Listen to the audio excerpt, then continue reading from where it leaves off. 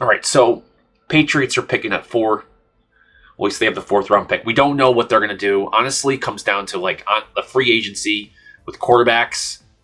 Guys ahead of them need quarterbacks. First 3 teams need them. Several teams after the Patriots need quarterbacks. That's going to really determine what's going to go on. But let's just say the Patriots do stay at 4. And let's also say that, hey, all 3 picks ahead of the Patriots, for some reason, are not quarterbacks, and they take blue chippers. So Travis is gone, Abdul's gone, Will Johnson, let's see, or whoever. It's still going to leave you with, like, I get Mason Graham should probably still be there. Will Campbell still be there. Tet McMillan should still be there.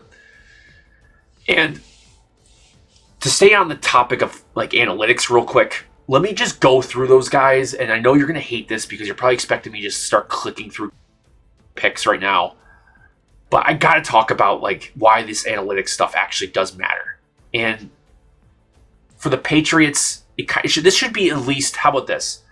This should give you some assurance that the Patriots, if they stay at 4 and they take one of the more obvious blue chip players, it's going to be okay. It will be up to the team to determine which one fits them best, personality, scheme-wise. But if they take some of the top guys and say there's a possibility that none of them fit their scheme or the personality, and I guess they move out, that could be a possibility. But most of your top-end blue-chip players, I'm sure you're going to find at least one that you can use. And picking what you think the Patriots desperately need, you're right. And guess what? The person that you think is wrong about what they need is being a D tackle, edge, offensive tackle, wide receiver, corner, whatever. Guess what? They're all right. Everybody's right. You're only wrong when you say you don't need that. Because honestly, you've probably heard the media over the last few months, actually. You got like 2 guys. And thankfully, in the terms of the drafting hierarchy, quarterback is number 1, CB1's next. You got those guys. Now, if you follow that, you're looking at a wide receiver, edge rusher, and a tackle to be the next. Thankfully, at 4, you're probably going to have at least a shot at one of them.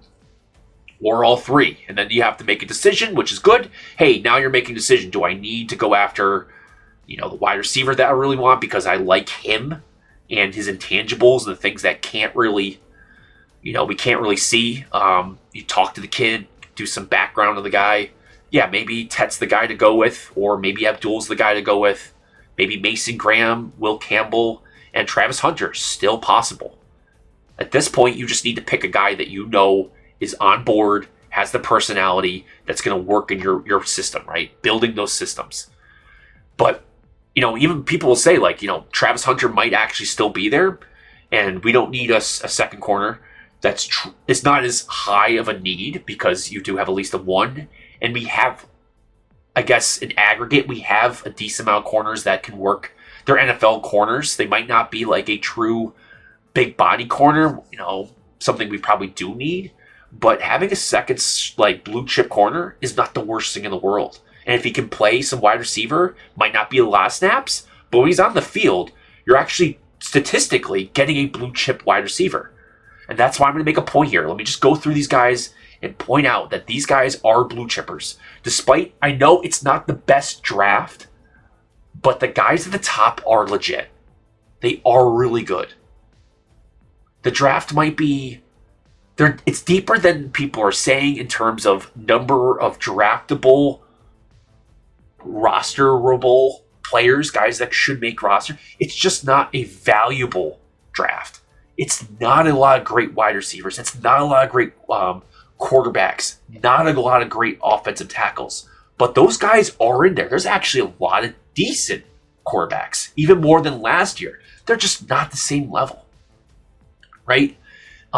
Tackles, it's actually not horrendous. You're going to get a lot of developmental guys. I don't think it will go completely barren like years past. Now, yeah, the draft is thinning out as people would make decisions to return. But, like, even wide receivers, you're going to get some I think you're better off finding a good wide receiver in the 3rd round, in the 4th round this year than what happened last year. just because there were so many top end guys and there was just a rush to them. Same thing with the tackles and quarterbacks. This year you're going to find some like valuable guys you need on your team. Like, you might find a good tight end, a good safety, a good linebacker. Things that again are not really valuable in the draft, but there's going to be guys to get out there. So sorry for that quick rant, but at the top of the draft, these blue chippers, and let's talk about Travis Hunter real quick. Like, as a corner, I mean, when targeted, the guy's passer rating was 42. And it's very similar to J.D. Barron. Actually, might be almost exact. The quarterback would be better off just spiking the ball every attempt than attempting to even throw the ball towards Hunter. You're just better off taking a step back and slam the ball against the ground. The catch rate allowed, 36%. Actually, I think it might be even less than that. So, what does that mean? Literally no separation. The guy was able to disrupt passes. It actually even goes to the next one. Yards per coverage snap, 0.43. So, if the guy actually did catch the ball, especially deep completions, going nowhere. By the way, the average is 1. He was less than half. Target avoidance, less than 14%. Meaning, quarterback's like, nope, forget it. Don't even throw that way. That guy is so good, I'm not even going to attempt it. And yet, when they did, they didn't win. They barely won. And by the way, he had 4 interceptions for the year. 11 passes defended. Forced incompletion rate, freakish, nearly 23%. Meaning, 1 in every 4 passes thrown his way ended up in being disrupted some way. And he's good in both man and zone. This guy's a complete corner. He would be a top corner almost every draft. There might be 1 or 2 here and there where you'd be like, a little bit better, a little more physical, might fit your style or the type of corner you're looking at. But every year, everybody would say, yeah, if he gets to us in our pick, we'll consider him. That's the type of guy as a corner. Now, you might not think he's a great wide receiver, and I'm not going to say like he fits what the Patriots really need, but he would be probably thought of as a wide receiver on the Patriots, and he'd probably be the top wide receiver. It's crazy. Yards per route run, 3.2. That puts him in the top 5%. Separation rate, nearly 3 yards. So his average separation was it's 2.8. Lead quickness, third down conversions, 70%. Meaning the guy knows that he needs to get across the sticks 70% of the time, and he gets the ball. Red zone, 8 out of 12 targets. So you're throwing up the end zone, that guy's coming down with it basically, right? And what's another interesting one, looking it up, his yak is actually pretty good too, 6.4. And he's versatile. He's not just a Z. Although he did do like 50% of his snaps out in slot, which is interesting. But on the outside, when he played out there, it's not like you had a slot guy doing slot things on the outside. When he was actually out there, he was playing like an X or Z, right? So still has vertical ability, still has a big catch radius. Actually, 9 of his receptions were 20 yards plus. Very good. So versatile. Not only is the guy versatile because he can play 2 positions on both sides of the ball, but at his position, he showed versatility within that, right? Again, the idea of generational talent is true. Guy paid like 1,500 snaps. And I know a lot of people say you can't do that at the high level at the NFL. Great, but guess what? You can't deny that the skills are there. And that's something that people are just like, the guy knows how to do something. If he does concentrate all his efforts, might be just a really awesome corner with once in a while as a wide receiver or vice versa, I'll be fine with that. Now, Abdul Carter, I'm big on. Back in April when I heard that he was doing they were moving him from middle linebacker, just a linebacker actually, to edge. I was to replace Chop Robinson. I was like, yep, I'm done. That's it. That's all I need to know. Him and Pierce, I was like my top guys. And now I thought we needed edge even before this year.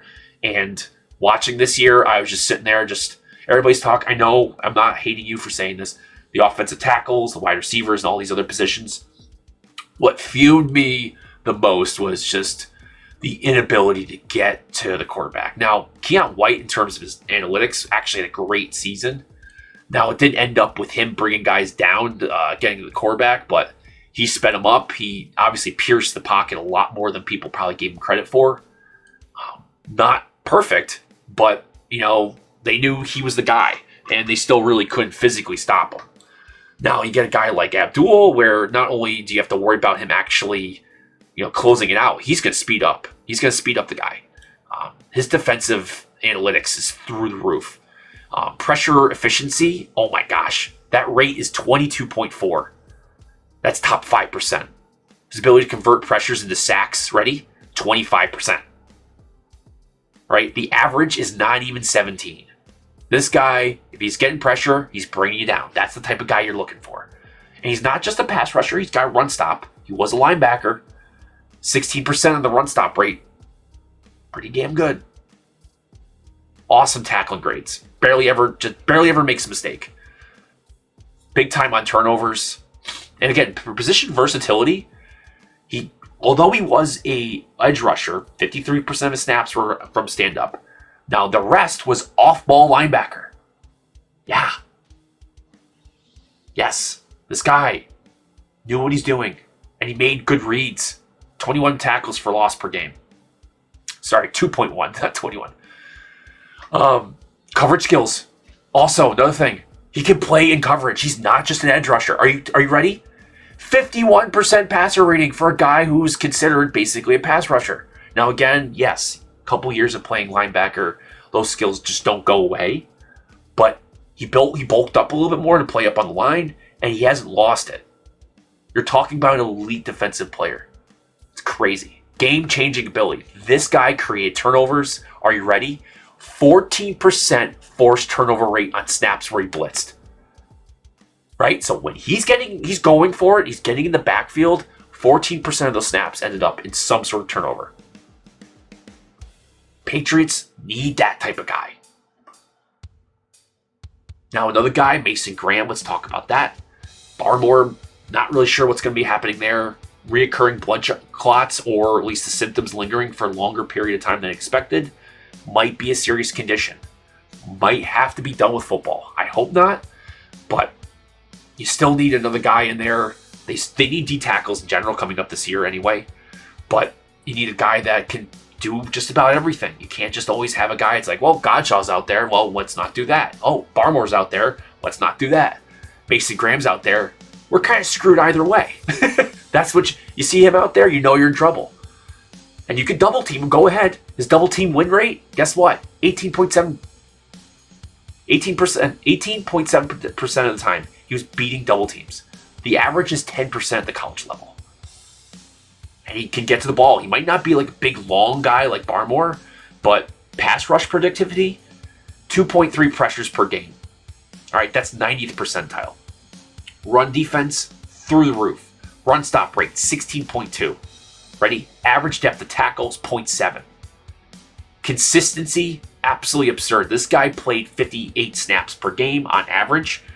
Now, what's even crazier is that although he played that many snaps, in the fourth quarter, he still had a 91.1 grade in the fourth quarter. Meaning, when everybody else is tired, this guy is still putting pressure.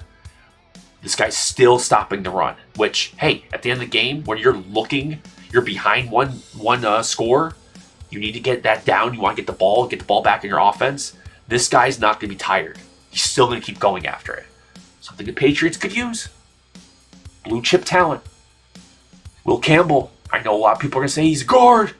The arm length. First of all, we don't know yet. Second of all, he's been a tackle at LSU, SEC, his whole college career.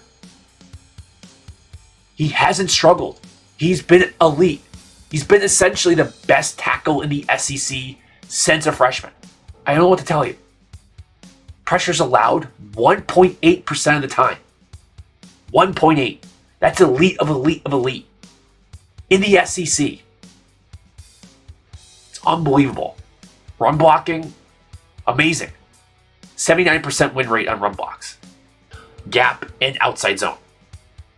Getting the second level defenders, there's nobody else that I've seen in college that does it better than him. By the way, LSU running backs got 4.5 yards per carry when running behind Campbell. 4.5 yards per run. You don't think the Patriots would love that? That dude's going to move bodies. You need that. Oh, and the other thing, talking about fourth quarter, you don't want that game-killing sack.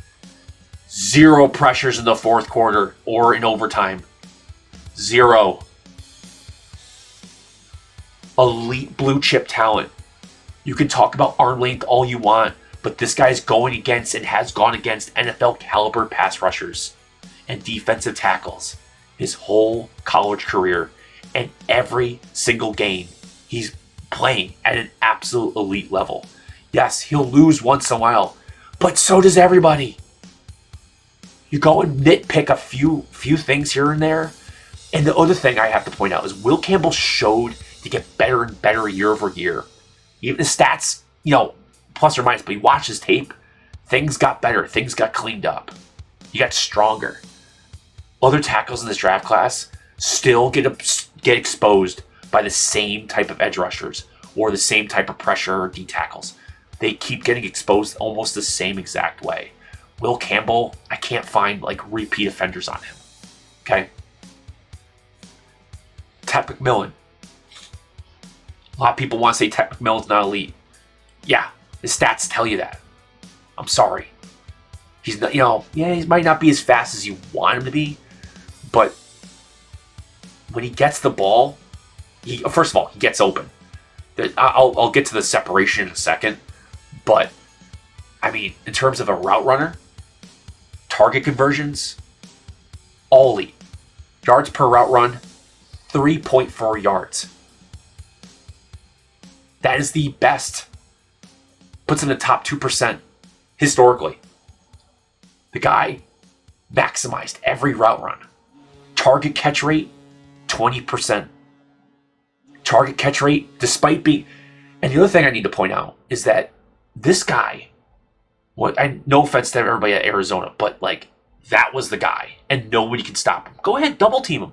Go ahead, try it. By the way, despite being double teamed on 27% of the snaps, he still maintained a 74% catch rate. Nearly 30% of his snaps, right? 74% catch rate. And he's explosive. Everybody thinks, he's not very fast or whatever. He averaged 19.4 yards per reception on deep targets. 40% of those targets turned into touchdowns or receptions over 25 yards. And by the way, his yak is 6.8. It's elite. Especially for a guy his size. I scrolled down and I filtered it out. Anybody who's 6'4 plus, he's miles ahead on anybody who's a pass catcher who's 6'4 plus, 6.8 yards per catch. Situational performance, third down impact, 83% of his third down targets got across the line. It's better than Travis. Red zone efficiency, 11 touchdowns and 16 targets. Now, he doesn't get separation. I'm watching. I know my ball, and I've been watching him. He doesn't get separation. Name somebody who's better. By the way, he's got better separation. He's got nearly 3 yards, right? Better than Travis, better than Luther Burden. I'm sorry, but what you think you're seeing, just because he doesn't dance like he's in the Thriller music video, and his arms are flopping all over the place, and he's not doing 15 head fakes and shaking and trying to do all that stuff, he's not going to do that at 6'5". He's going to take advantage of getting even and then posting off, and the guy's going to throw the ball right next. It doesn't matter. He's going to get even and then get off. He doesn't need to dance to do that. He's not wasting time. He's getting to his mark. When the guy throws the ball, he snaps off, gets the ball, boom. He's explosive, gets third downs, gets separation, very efficient route runner. Target conversion rate, elite. All those things, blue chip level talent. So again, if you have a shot at Abdul, disruptive force, elite versatility. Mason Graham, cornerstone interior defender, awesome. Will Campbell, a premier offensive tackle that has been validated through 3 years of playing against some of the best edge rushers in college football, with multiple of those guys going on to the NFL and being disruptive in the NFL. By the way, elite. He's also an elite run blocker. He doesn't slip off tackles at the next level or in space. He's awesome. Tet McMillan, game-breaking wide receiver. Elite route efficiency. Contested catchability. Basically, no one's better. And he's also a clutch playmaker. When it was time to throw the ball and everybody knew he was going to get the ball, he still got it. You want to double team him? Still got the ball. So, for all of you that have problems with one of those 4 players or Travis Hunter, they're all blue chip talent guys. And the team could use all of them. You're not wrong, but guess what? The people that have the other ideas, they're not wrong also. Anyway, let's finally get to drafting. All right, so let's get into it here. Ooh, they have 26 on here. That's pretty good.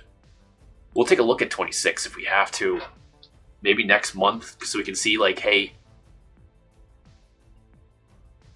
maybe next year, the following year, you can say, it's really good with tackles or really good with wide receivers, etc. So you say, we'll be better off getting a wide receiver next year versus this year because it's just, a stronger class. Now, doesn't mean you don't get a wide receiver at all this year, but maybe it kind of moves the priority down for the first round, right? So we'll take a look at that. Also, that being said, in terms of this simulator, I still like this one. I tried PFN. I tried the NFL Draft Buzz. NFL Draft Buzz, way too bloated. PFN loved their trade valuations.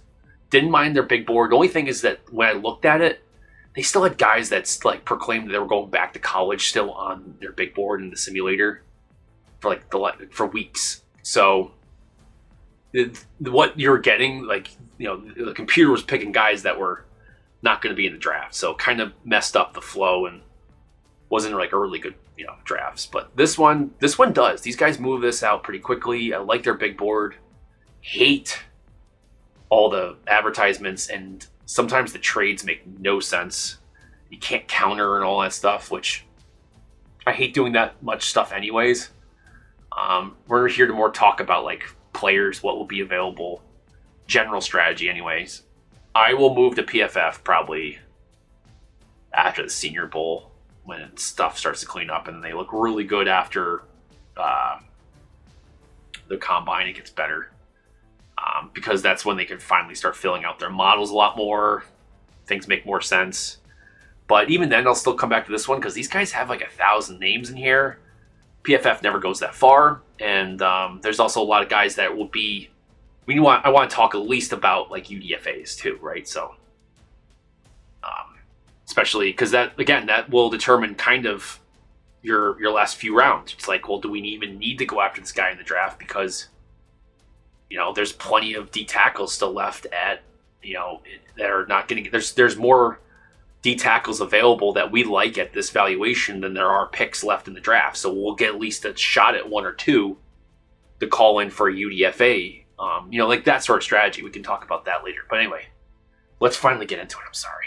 So again, I expect probably offense. Okay, so there we go. So that was, who did they put in there? Milrow. Again, you might say, oh, it's Milrow or Dart or somebody. Now, these guys are not going to factor in that probably one of these first 3 teams are going to go get a free agent quarterback. So maybe Travis Hunter, Abdul Carter, Mason Graham, Tet McMillan, whatever, is not going to be there for us, but we're going to go with it. Whatever. So I'm going to go with Abdul. Just going to do it because last few times I've gone with Travis first, and I'm getting all the shoot with Abdul. Are you doing with Travis Hunter? I did. It's just in the second or third mock draft, guys. I'm sorry you didn't. I'm sorry you started commenting and got raging before I got through the first draft. I'm sorry. It's okay. All right, so now we're going to be looking for a tackle or a wide receiver, right? Or a corner too. So Arianti Ursary. I don't know if he's going to make it out of the first round or not. They ranked him 29. Cam Williams could be an option. Not a left tackle, but a right tackle. Now let's have that conversation. Our worst positions were left guard, then right tackle, and then left tackle on the offensive line. And at times, center. So, I mean, we want a left tackle because it's worth it in the first, day one, day two, right? Especially if they can possibly play both sides. Beautiful. Great. But if you're sitting there and there's a really good right tackle on the board, right? Say Cam Williams makes it down the first round. He's sitting here, Ariante's gone, right? And it's going to be, let's go to tackles, right? Wyatt, I'm good with, but say, we're at 38. Ariante and Milam are gone, and we're looking down at this group right here. Emory Jones is a solid right tackle too, but say it's Cam Williams. Like, no problem. This guy is going to develop into a solid tackle at some point in his career if everything goes right. There's no reason except just like maybe character issues or just coaching or something. But as a player, as a prospect, as a canvas, there's no reason why that guy can't be a dominant right tackle at some point in his NFL career. You take him at 38, and you're going to say, we need a left tackle. I know we need a left tackle, but we need a right tackle. You need a left guard. Those things have to... There's so many. You might as well get the guy who can definitely play. Now, in this case, am I going to pick between Ariante and Cam? I'm probably going to lean Ariante because I think he can play both. At least. I think Cam is probably a more dominant, surefire right tackle than Ariante is as a left or right. But again, we're talking about you're going to need somebody to at least attempt to contend for a starting job at both positions. And Caden Wallace, I don't know if here's the thing. I don't know if Caden Wallace, I think he's going to be a great right tackle. I should hope he's going to be a great right tackle. I don't know. Maybe he's the long-term developmental great swing tackle. Maybe he's never the starting dude, but he's still just as valuable because he's the backup guy for both. Or maybe he is the right tackle. I don't know. But I'm going to go with Ariante here. I like Wyatt. I think he's a great offensive lineman. I've discussed this, I think it was in the last video in the comments, that, I know he's got 32-inch arms. He does well. He's a good player. Not the end of the world if he's still, he can play both. Guard and tackle. You need both. And if he doesn't work out there, it's fine. Okay. Now, Jordan Burch, D lineman, but he's a big dude. He's like 6'6", high 200s.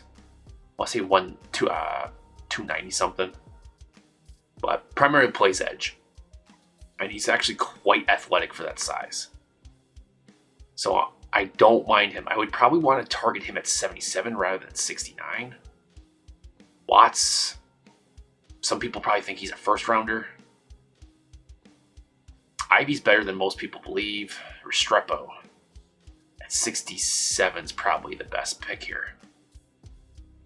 Zabel, sorry, I've been told it's Zabel, even though every single broadcast I watched of North Dakota State this year and any of the clips I've watched, which, by the way, I watched almost all North Dakota State this year, almost every game, it was Zabel. So if I'm wrong to Gray, either way, Zabel or Zabel, I apologize.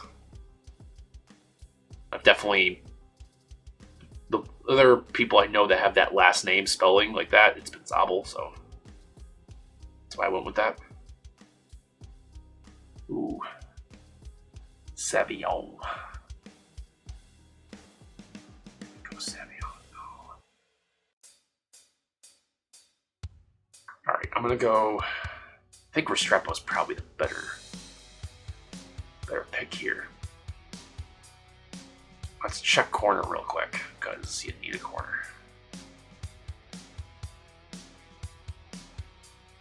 Denzel Burke, yeah. There's a good run on corners here. Might have to go with a safety or... Actually, you know what?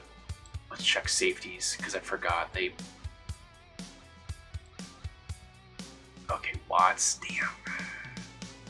See, the Makuba's played some safety. Played some corner, although basically nickel.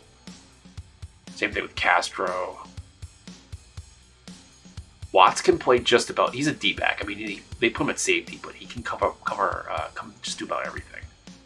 So I would consider Watts here. The problem is I don't want to hold my breath on missing out on either Restrepo. Actually, let's take a look at the wide receivers. Jane Higgins, okay. Kyron Lacey, maybe we should try to get.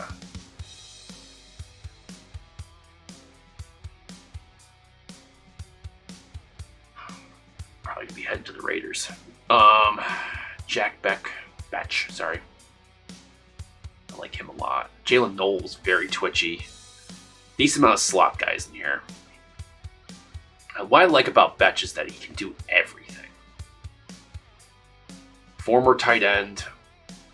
6'2" though. So like obviously more like an H-back. And he still can play that role. He's pretty dead. I mean, he is very versatile. Same thing with Savion though, that's the thing. Both of them are, I hate to use the word gadgety because it's not just that, because gadgety makes them sound like that's like kind of, it's like what's his face from the Saints. Why am I blanking? But like they're not amazing, but you move them around to to get an edge. Like you can take both Betch and Williams and just put them at like what you would expect them in terms of their profile to play that position. Stick them there, they're going to still be productive. It's just that you can also move them and do different things with them. That's not a knock against them. That's actually a plus.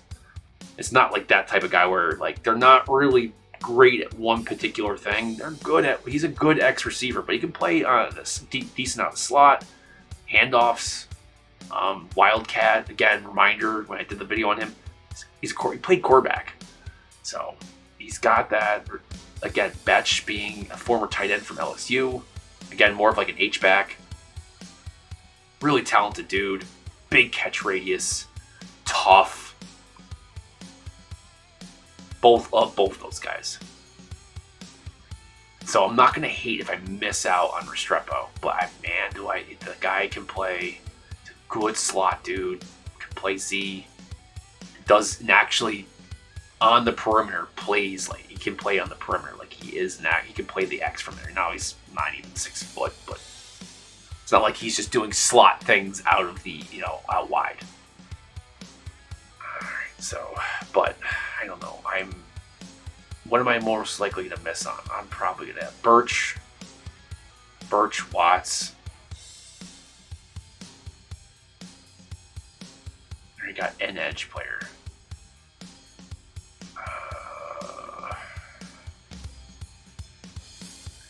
I'll go Restrepo.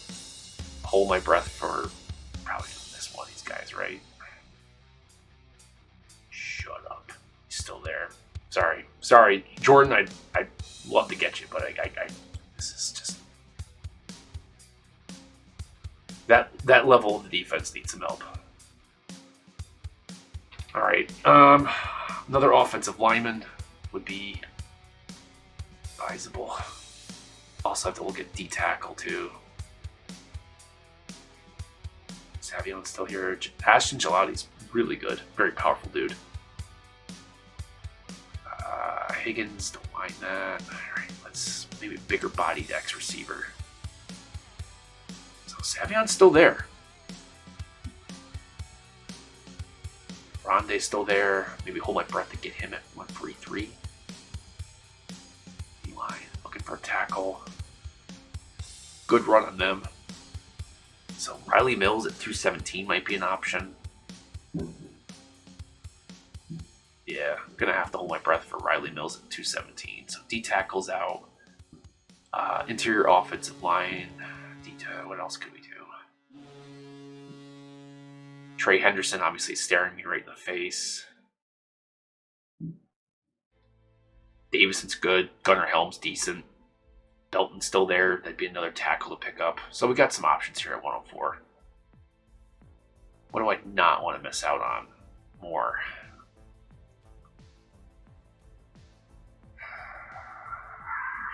I'll take my chances on running back, even though Travion Henderson. Same thing with Burke.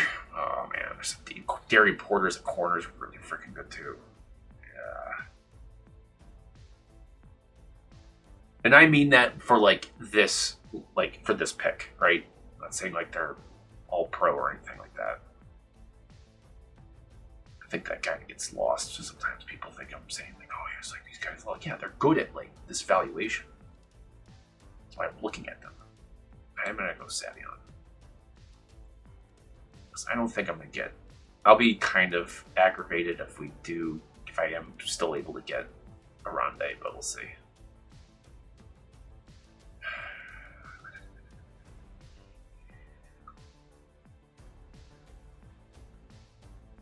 Maybe.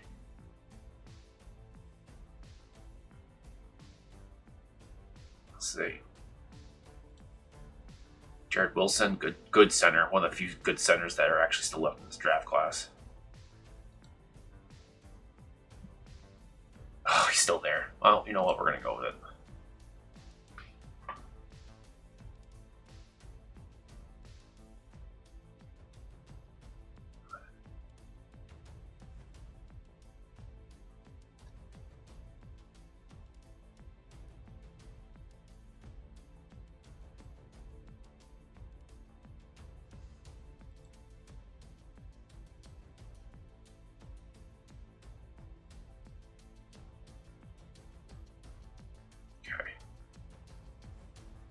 So we're looking for. Oh, missed out on Riley Mills, didn't we? Still get Thor.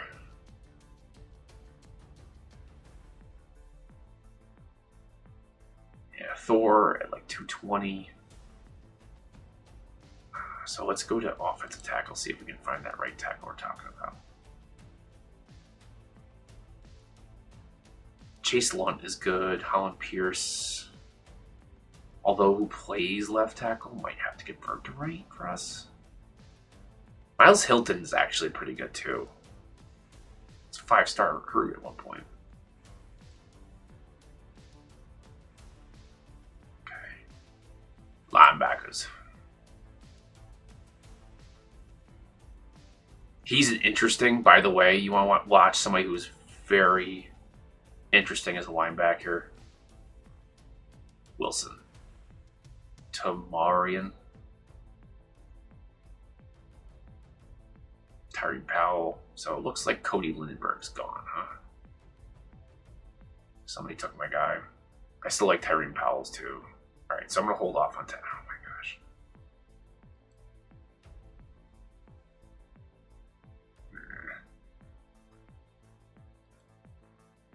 Tommy Hill's still there. Probably a smart move, actually, to do that now. Jason Marshall's solid, too. Noel Williams is actually a very good ball hawk. Can't believe he's at 300.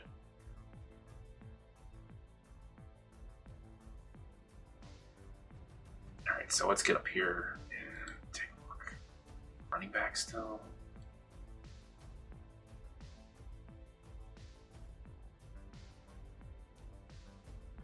Jaden Roberts is good too. Shit. It's actually not a bad pick.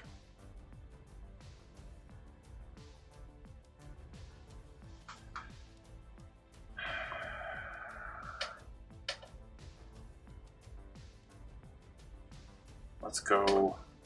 Yeah, Jaden Roberts. It's not a bad pick. Can't believe he's still there. Now, let's go. D-line. I'm going to go with Thor. Don't want to mess that one up.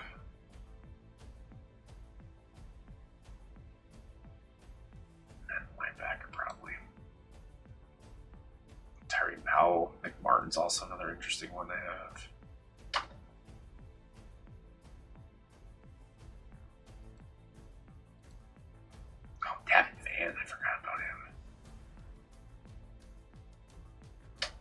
Cam Jackson's good too. Nash is a good nose guard. Big dude for a nose guard too. All right, Holland Pierce probably seems like a smart move here. Same thing with Xavier Truss. Oh, we forgot about Tommy Hill. Ricky White this far down. Nuts.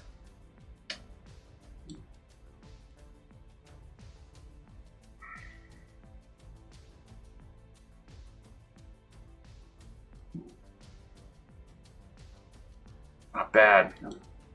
Not great. got.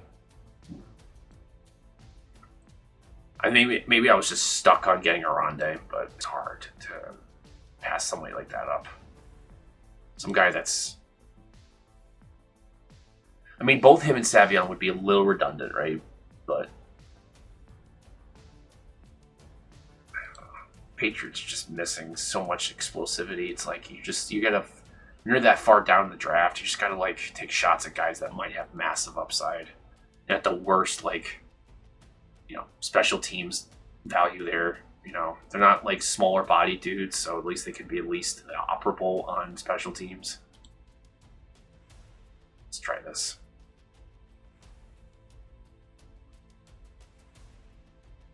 Will Campbell still survive? No. Now, James Pierce here or Tyler Warren? Now, with the amount of edge that's left in here and how good Tyler Warren is, I'm going to go that way. Because then you're getting a guy who definitely will transform I guess transforms probably just, it sounds too monumental. Add a unique element to your offense. How about that? Oh, we get to practice this. Now, I'm going to go with Cam Williams. Now, for those who are big Josh Connolly fans, he's really good in pass pro. But the dude needs to be chained to a squat rack because his ability to like move guys' heads up and for his like to really drop the anchor hard on bull rushers, it's a problem. It's been a problem. It didn't get that much better this year. All right, so let's take a look at edge. We also need to look at wide receiver. Ashton, I don't mind going after here, but then it really thins out. So I am getting concerned about that. D-tackle. Alfred Collins, I think, is great. I wouldn't mind getting him at 6. That's a great pickup. TJ Sanders is also pretty solid, too. Jamar Turner is kind of hot-cold with. Matthew Golden's still in there. I think I'm going to go with Matthew Golden. Take my shot with either getting a D-tackle or edge here. Zob will also be smart, but I think we need to get some edge going here in July. Okay.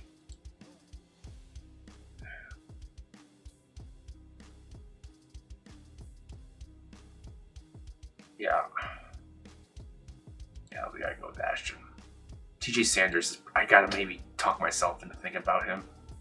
David Walker's pretty good, but I'm not touching him until, 96 is not that bad, but maybe 143 if he was still sitting around.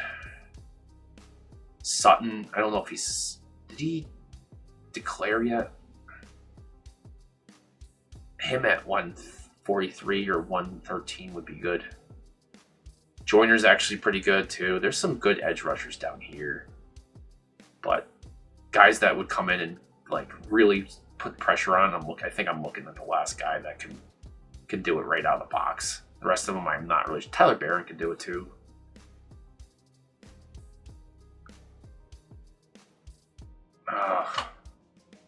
You know what? In terms of speed rusher, David Bailey later on would be smart.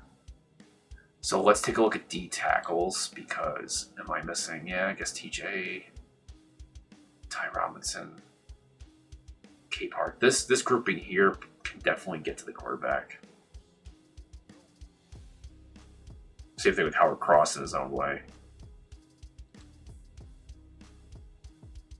I'm good with Ashton here. I'll do it. You can yell at me for somebody else, whatever. It's not a bad move. All right, so next would have to be offensive line or tackle. Oh, yeah, and corner, too. Shoot. Ooh, Stutzman. I forgot what Stutzman. I still can't believe Ollie Gordon came out this year. Definitely took a step back numbers-wise. Maybe he's just saying, the NFL's going to look at my tape. They're going to know who I am, and I'm going to get drafted better than, my numbers this past year suggest. so what to do? Let's go.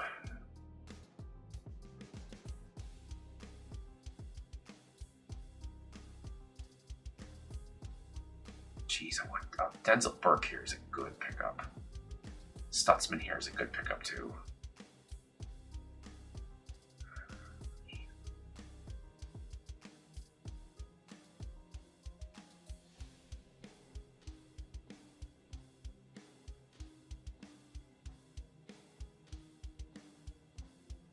Travion Henderson would be great here too.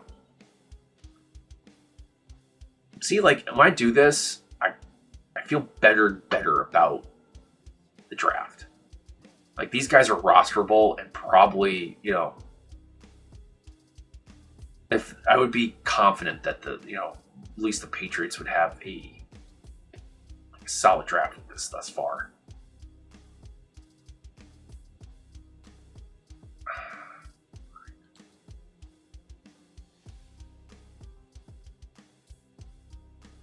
Go after Ty Robinson here, and then try to find a pass rusher later on. From the interior again, Riley Mills again could be an option. Yeah, I think Stutzman might be the smart move here. Except, where's Lindenberg? They had him like in the 300s last time. They moved him up. So again, keep watching this name. Keep watching Cody Lindenberg. You're gonna hear his name. It's gonna move up. Oh yeah, Gaston. We can still do him. So Gaston at 113. So let's do.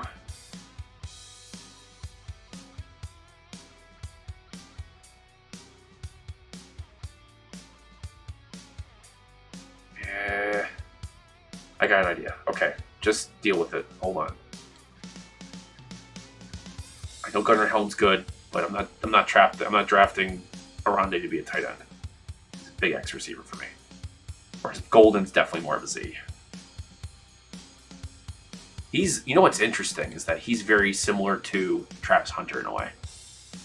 When you watch him, it's, you know, like sometimes you watch like Burton, the way he plays, it's like that's kind of what you want out of Booty. And when I see Matthew Golden, that's what I want out of Polk. See, like Luke Lachey at like 147 would be to me a better pickup at the value versus like Gunnar Helm. Yeah, I mean it's one. Oh, there we go. Oh, that's perfect. Oh, perfect. All right, now we're gonna hold my breath for Cody Lindenberg, a corner, safety.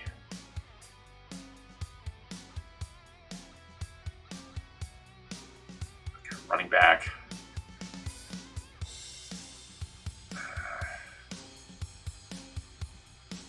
Okay.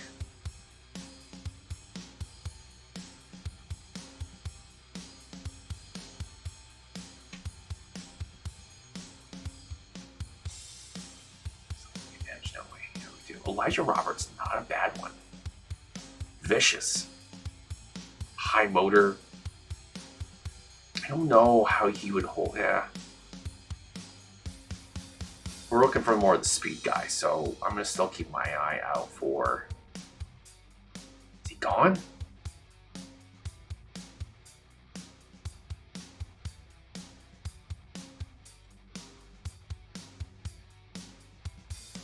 Someone took David Bailey on us?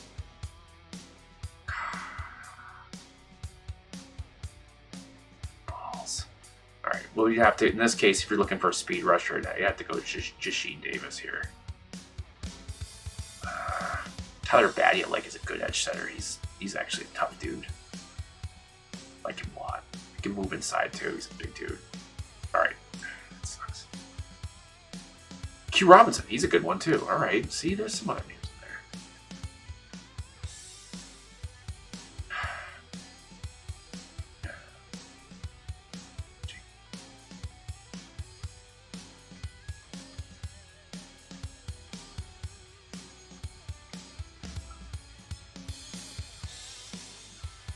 Yes, Kyle Monangai is a pretty good move here.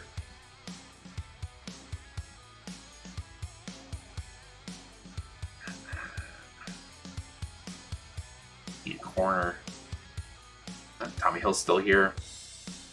Jackson Hawes could be a fullback for us. Ricky White's another good wide receiver pickup if we want that. Jalen Smith's pretty good too. Is Thor still on the board? Looks like Thor's gone.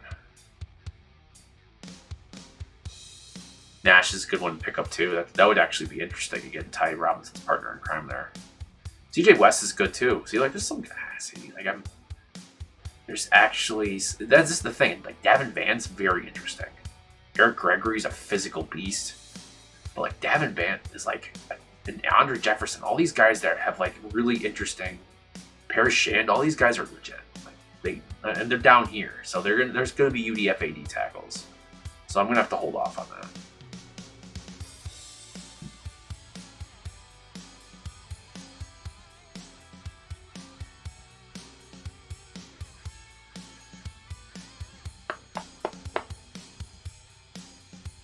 Yeah, so let's go with Tommy.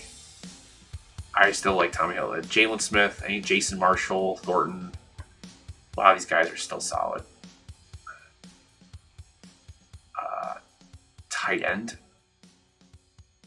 Jackson Hawes might be what we're looking for. I want to know if Gillenborg is actually coming out. If he is, that is an interesting potential. That's him and Jurasek are actually both good. But I really like Gillenborg as an athlete. But Jackson Hawes is a fullback / blocking tight end. Let's see what we got here. Yeah, we still don't have a safety, but actually, let's take a what potentially would be here safety-wise and UDFAs.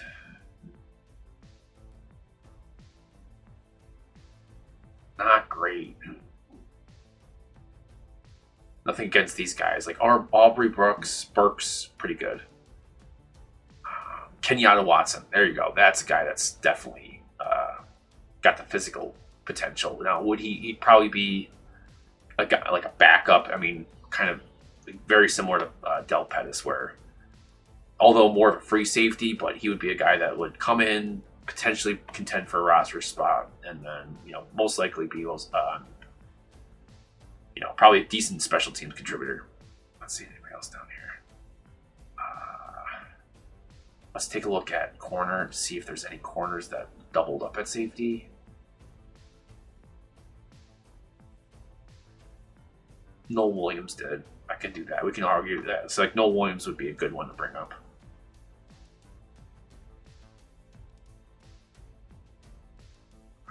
Colby Taylor definitely can do it.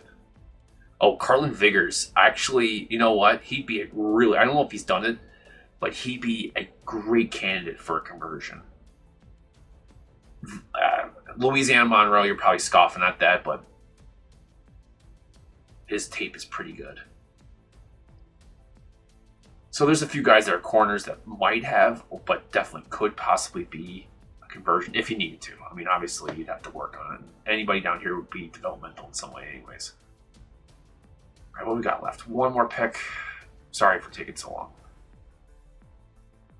Linebacker. Oh my gosh. Cody Lindenberg. We won. Yay. We did it. How good was that one? You probably hated it.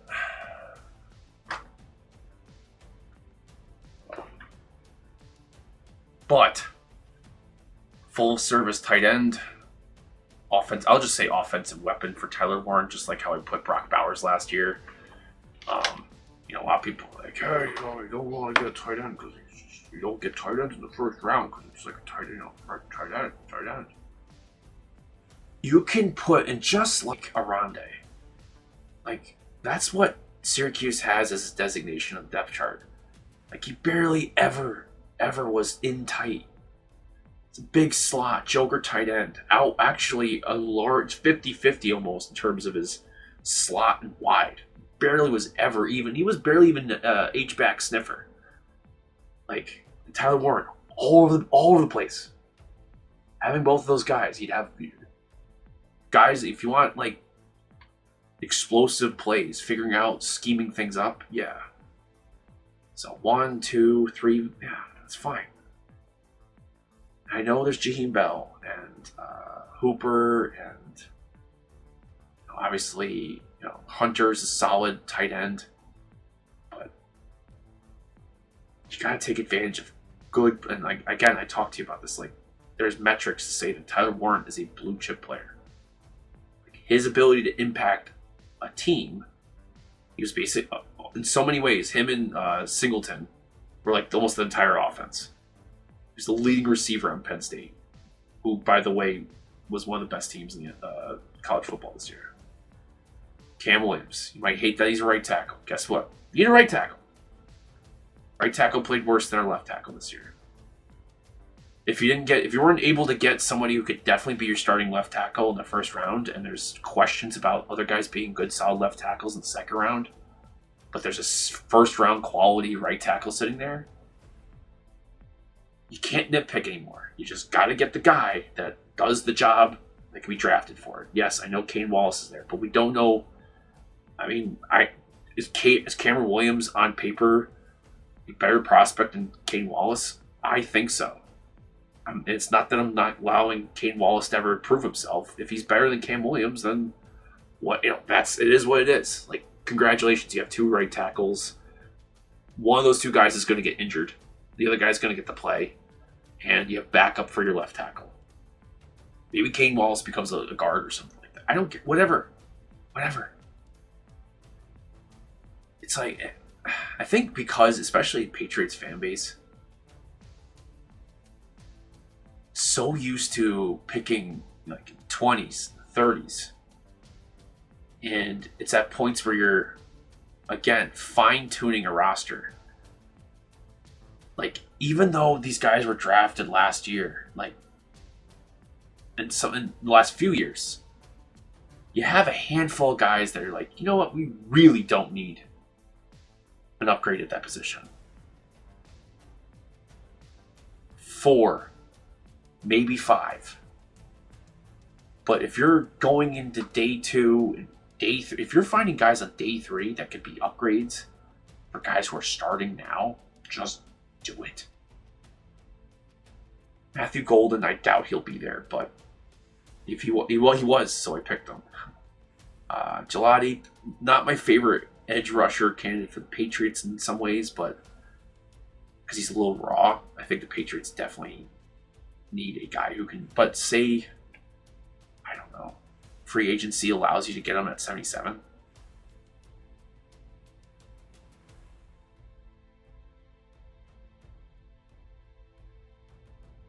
Ty Robinson, I'm just stuck on Ty Robinson, I think, in many ways.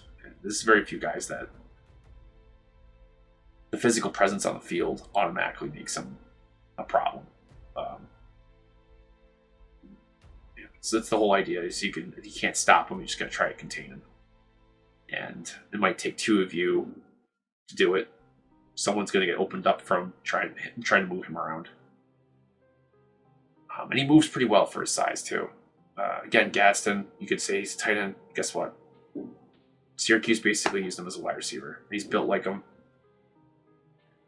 Picking that up at 113. Perfect. Charles Grant, again, I keep pointing this out. William Mary. He played left tackle, William Mary. He's going to Senior Bowl to play at left tackle. I like him. To me, he's raw. I like how he plays. He's super fast. If he's going to play some sort of guard, whatever. If he's at the guard position, go ahead. He's just a really good offensive lineman, especially in terms of like ceiling. Very similar to how Josh Connerly plays. Footwork's decent. It's definitely this foot speed is. He's probably going to test out as the best offensive lineman. And yeah, he has the second largest wingspan, best in the last several years behind DeJuan Jones. So, length, not a problem. Left tackle, not a problem. Just probably, he'd be one of those guys that, like, yeah, you start off the year, maybe you're still looking at Vidarian Load being, him and maybe you throw in like Kane Wallace and Trey Jacobs, and there's a big battle out for 4 or 5 guys trying to get the starting position. Battle, and then Charles Grant's your like 1 or 2 year development guy. If you got your 1-2 year development guy at 143, home run. Another guy, good running back, Tommy Hill. Again, I picked him up a few times. Just a solid corner. Him at 220 is a steal. Cody Lindenberg at 238 is an absolute. I mean, you should probably get arrested for that. So, really great coverage linebacker, but also quite large. Huge wingspan. So I think I'm going to end it there. Take home here, although this one didn't really, I traded back to see what happens. Talking about the analytics again.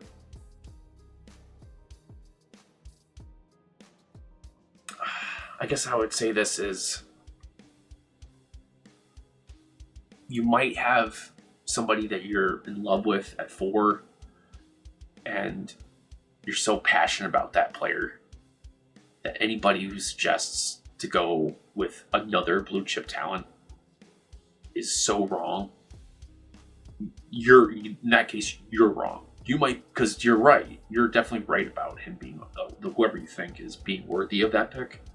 I think looking at the metrics, the analytics, those guys' profile and the need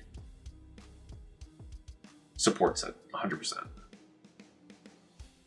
So, Abdul, Travis, Mason Graham, Tet, Will Campbell, any of them work. It's a reach, it's a reach. No. You've been told that it's a reach. You've been told that. But the metrics show that these guys, analytics, which I know everybody hates, but it proves to you that there's very little difference. You're talking about top 5% in so many categories that are so key, translate to the NFL. These guys are doing it. And this is not like an FCS top 5 player. These are big Power 5 conference players doing it. There might, yes, maybe, and the whole point is like, I'm sorry going back to this again, but this draft class, if you need it and he's good, you're gonna have to take it because somebody else is gonna might take Tyler Warren at like 8, 9, or 10 this year. He won't be there at 16. And you're gonna think, who drafts a tight end and like that high up? It's like, have you watched Tyler Warren? Maybe they're sitting, because the thing is, well, why don't they go after a wide receiver? Well, because Tyler Warren's probably better than most wide receivers in this draft class. Then you throw in the fact that the guy's like, 250 something, 260? He can block. He can run with the ball. Are you going to discount those things? Because, again, the designation on the depth chart is a TE. The whole point of these analytics is that cuts through your biases and things that you think that are important. And it's just like, well, when Tyler Warren's on the field, Penn State won. They moved the ball better when Tyler Warren was playing the ball. He was responsible for so much of the production. And it's not just raw, cumulative data. It's the impact per snap. In certain key situations, that guy was absolutely pivotal to Penn State making it. Same thing with Abdul Carter. Those guys, if you took one of those guys away from Penn State, they probably were not making it that far, or even making it to the college football playoffs.